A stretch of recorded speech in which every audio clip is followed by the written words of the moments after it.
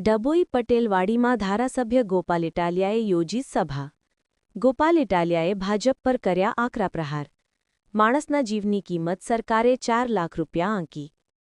ડભોઈના મંચ પરથી હું ભાજપના કેબિનેટ મંત્રી ઓફર કરું છું. કેબિનેટ મંત્રીને ડાબા હાથે 2 લાફા મારવા દો, હું આપું 10 લાખ, બોલ્યા હતા ઇટાલિયા. ભાજપના તમામ ધારાસભ્યના સર્કસ શેર અને પટાવાળા છે. નવા પ્રદેશ પ્રમુખને લઈને પણ ગોપાલ ઇટાલિયાએ આપ્યું નિવેદન. પ્રદેશ પ્રમુખ બદલવાથી હપ્તાખોરીનો રેટ બદલાશે. જૂના પ્રમુખ 6 લેતા હશે તો નવા પ્રમુખ 8 નક્કી કરશે. ભાજપના ધારાસભ્યની વિધાનસભામાં ટોમી અને પટાવાળા જેવી ઓકાત છે. આકરા પ્રહાર કર્યા ઇટાલિયા. કાર્યક્રમમાં મોટી સંખ્યામાં કાર્યકર્તાઓ અને આગેવાનો રહ્યા હાજર. દોસ્તો, હું આજે આ ડભોઈના મંચ ઉપરથી કહું છું કે માણસના જીવની કિંમત 4 લાખ નક્કી કરી છે આ ભાજપ વાળાએ. હું એમ કહું છું કે ગુજરાતના કેબિનેટ મંત્રી 2 લાફા મન મારવા દે તો 10 લાખ રૂપિયા આપું. તમે અમારો જીવ જાય તો 4 લાખ આપો છો, હું તમને ખાલી 1 લાફાના 5000 5 લાખ આપવા તૈયાર છું. જેનામાં હિંમત હોય ડભોઈના સ્ટેજ ઉપર ઉભો રહે 2 લાફા ડાબા હાથે મારીશ ને 10 લાખ ઉભા ઉભા ગણીને લઈ જવાના મારી પાસે. ગુજરાતમાં ભાજપના લોકોએ આપણી કિંમત નક્કી કરી નાખી 4 લાખ રૂપિયા. દોસ્તો, મને તો એટલી બધી અંદરથી પીડા થાય છે કે તમે શું સમજો છો અમને? અમે અમારા જીવની કિંમત 4 લાખ. અમારા જીવ કરતા તો તમે દોસ્તો, મેં કીધું એમ આવી જાય એક વખત 2 લાફા ડાબા હાથે મારો અને 10 લાખ રૂપિયા ગણી લેવાના. એક નોટ ઓછી નીકળે તો રાજકારણ મૂકી દેવું છે. સમજે છે હું આ લોકો આપણને? આ લોકો આપણને શું સમજે છે? તમે વિચારો કે તમને બધાને શું સમજે છે ભાજપ વાળા? હું કઈક કોઈ અજાણ્યો માણસ રોડ રસ્તા ઉપર આપણને હામો મળે બહુ ટણી કરતો હોય તો આપણે નથી પૂછતા ભાઈ તું શું પૂછે છે કે નથી પૂછતા? આ ભાજપ વાળા આપણને શું સમજે છે? માણસ સરકારની ભૂલના કારણે કોઈ દુર્ઘટના બને અને એમાં માણસો મરી જાય તો એની કોઈ સજા નહીં. મોરબીનો બ્રિજ તૂટી ગયો, કોઈને સજા નથી થઈ, કોઈને જેલમાં નથી પૂર્યા. બધા આઝાદ પંછી, મોજે દરિયા દરિયા મોજા, कोई रोके ना टोके, ये मेरी भाजपा की सरकार है भाई, मुझे कौन बोले. गंभीरा ब्रिज में कोई जेल में नहीं. सामान्य माणस हेल्मेट પહેર્યા વગર નીકળશે તો સિંઘમો આવશે, તમને પકડી જશે. કેમ હેલ્મેટ નથી પહેર્યું? હેલ્મેટ નથી પહેર્યું, આ નથી પહેર્યું, ઓયલું નથી પહેર્યું. ભાઈ લુગડા પહેર્યા છે એટલું ઘણું છે, હવે તમે ઈ કાઢ્યો ને થાય. હેલ્મેટ નથી પહેર્યું, ચપ્પલ નથી પહેર્યા, બૂટ નથી પહેર્યા, વધ્યું છે એટલું પહેર્યું છે. લુગડા વધ્યા છે ભાજપના રાજમાં. કઈ કેવું છે? ભાજપના રાજમાં વધ્યું શું? લુગડા વધ્યા. હવે એ કાઢી લે તો શાંતિ થાય. એટલે વયા જાય પાછા.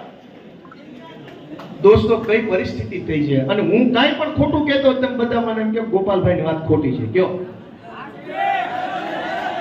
દોસ્તો, આટલી હદે તાનાશાહી થઈ રહી છે, આપણે જાગવું પડશે. અમે તમને જગાડવા આવ્યા છે. ચૈતરભાઈ 2 મહિના સુધી જેલમાં રહ્યા. કોના માટે? ગુજરાતમાં 2 જ પાર્ટી અને 2 જ નેતાઓ છે. નિર્ણય તમારે કરવાનો છે. એક કે જનતા જાગી ન જાય, જનતા જાગૃત ન થાય, જનતા બોલતી ન થઈ જાય, જનતા અવાજ ઉઠાવતી ન થઈ જાય. એ માટે જેલમાં પૂરવા વાળી પાર્ટી, જેલમાં પૂરવા વાળા નેતા એક તરફ. બીજી તરફ જનતાને જાગૃત કરવા માટે, જનતાને હિંમત આપવા માટે, જનતાને બોલતી કરવા માટે જેલમાં જવા વાળાને.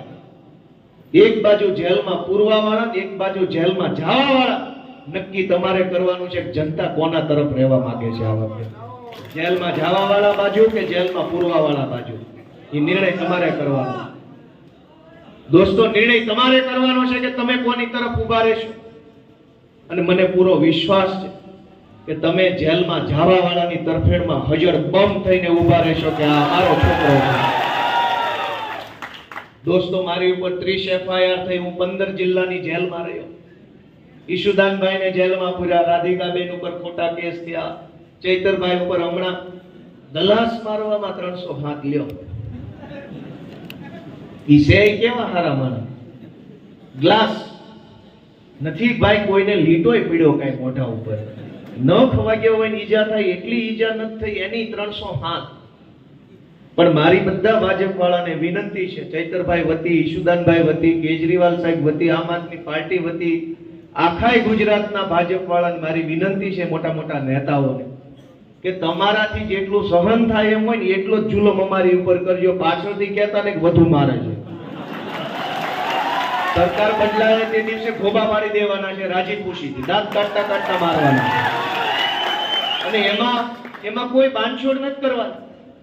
અમે તો 15 જિલ્લાની જેલમાં રહી શકીએ ને એવા મજબૂત કાળજાના મજબૂત વાહાના માણસો ઘડ્યા છે. અમારી માએ અમને એવા જેણ્યા છે. અમારું કાળજું ફફડે નહીં, તમારા દંડાથી અમારો વાહો ન ફાટે, પણ તમે અમારા બે ધોકા ખાઈ શકો એમ છો ને પાછું એટલું વિચારીને પોલીસને ફોન કરજો, બાકી મજા નથી.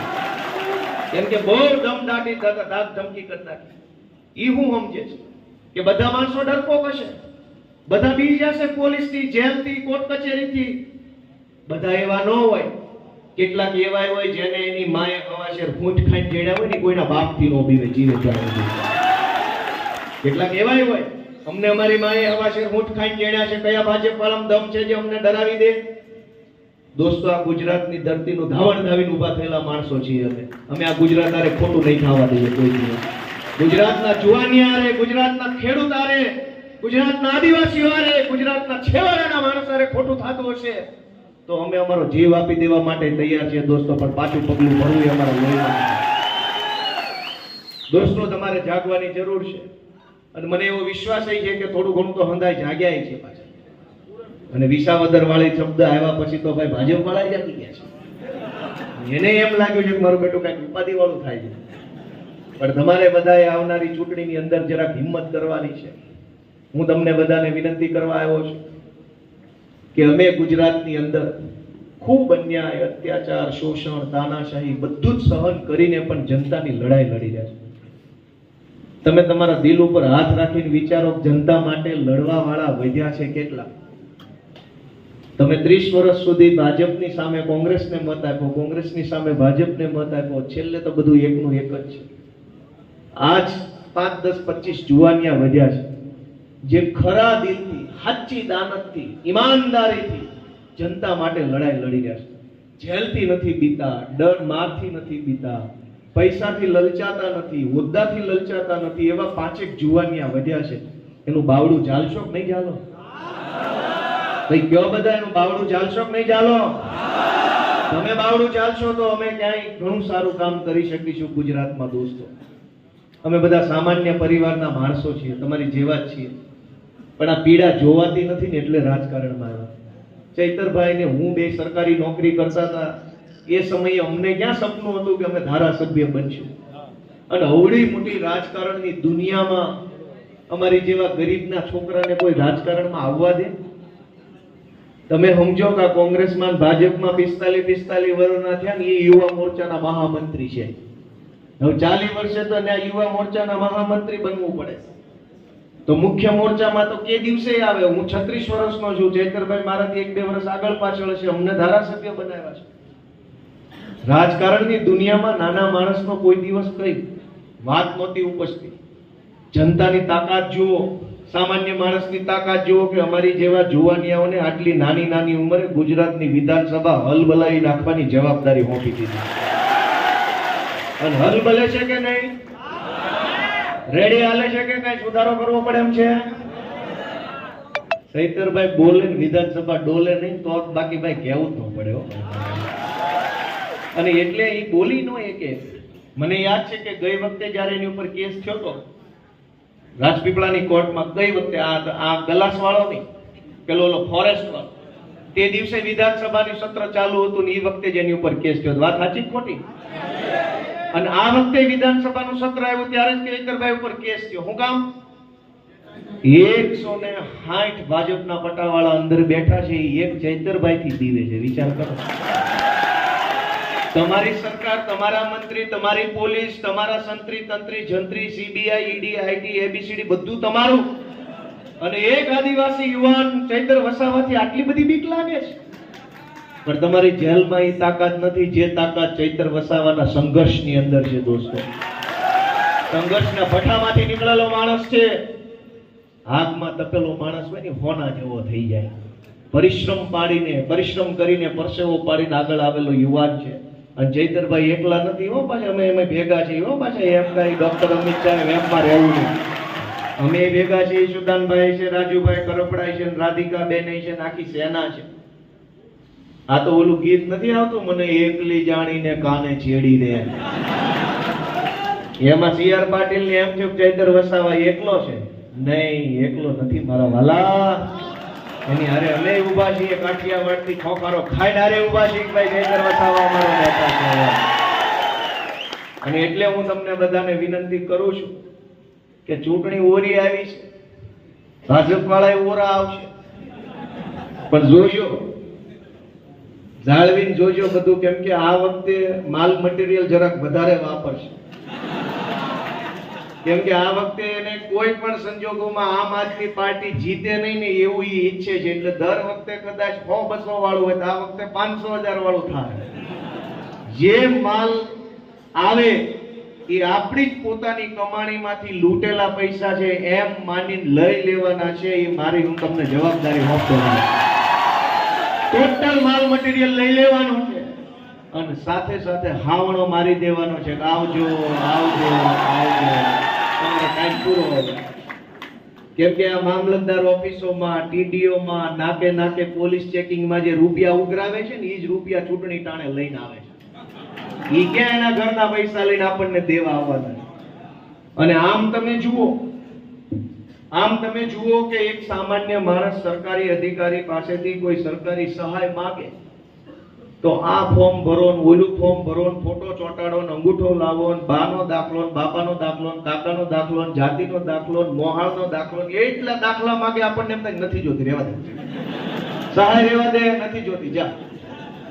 અને એનો એ જ ભાજપનો માણસ ચૂંટણી આવે તો ઘરે આવીને સાંકળ ખકડાવીને ખોલો 5000 દેવા આવ્યો છે. કાંઈ ફોર્મ નો ભરવું પડે, વગર સોગંદ નામે 5-5000 આપી જાય. વાત સાચી છે ખોટી? જે દિવસે સરકારી યોજનામાં લેવા જાઓ તો 500 જગ્યાએ સહી ને સિક્કા ને ફોર્મ ને સોગંદનામું ને એફિડેવિટ ને અંગ્રેજીમાં ગુજરાતીમાં રમેશ કુમાર ને રમેશભાઈ લખવાનું. 1200 રૂપિયામાં તો લાંબા કરી નાખે અને ચૂંટણી ટાણે 5-5000 આપી જાય છે. કાંઈ ફોર્મ નથી ભરવું પડતું, મામલતદારના સિક્કો નો મરાવો તોય પૈસા આપે છે. મારી વાત સાચી છે કે ખોટી છે?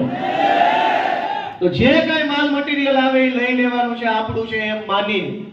અને આ માલ મટીરિયલ જેણે ચોરી કર્યું છે એ ચોર ઉપર ખાવણો મારવાનો છે એવી વિનંતી કરવા માટે આજની આ સભા છે દોસ્તો. તો તમે બધા તૈયાર છો?